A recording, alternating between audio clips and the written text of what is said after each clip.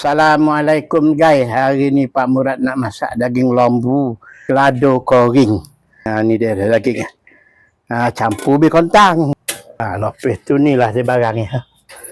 Barang dia kunyit, halio, lengkuih, sorai, bawang putih, bawang merah. Ni dah barangnya. Masak dia ni tak ada Pak Murad tumis dah. Ambil lembu ni. Ni nak masukkanlah lado koring yang telah di blender. Masukkanlah 2-3 senduk.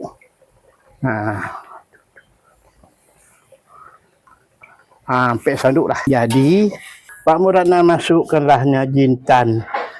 Jintan kasar, jintan halus. Kortumbah. Ni dah bahannya. Masak cili kering berjintan namanya. Tunggulah dia melegak. Jadi Pak Murad masukkan barang yang lain-lain. Jadi Pak Murad masukkanlah ubi kontang. Nampak dah melegak tu kan? Kita masukkan ubi kontang biar ubi kontang tu lembut pula. Nampak dia dah melegak. Pak Murad masuklah santan. Ni dah santan. Ini santan ori ni. Tengok. Tu dah. Tunggulah dia melegak. Kang Pak Murad masukkan barang yang lain pula. Pak Murad nak buah asam. Sekoping je. Nampak melegak tu kan. Buah asam je kan. Nak buah garam ni pula. Buahlah garam ni cukup rasa.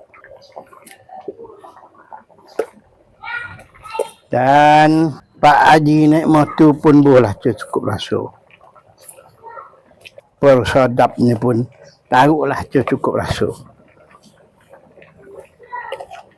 Tunggulah dia melegak sekejap lagi kan. Kalau dah empuk ubi kontang tu kan. Pak Murad angkit lah. Guys, dah masak ni guys. Nampak dah masak kan. Jadi Pak Murad nak tutup api lah. Sekarang Pak Murad tutup api.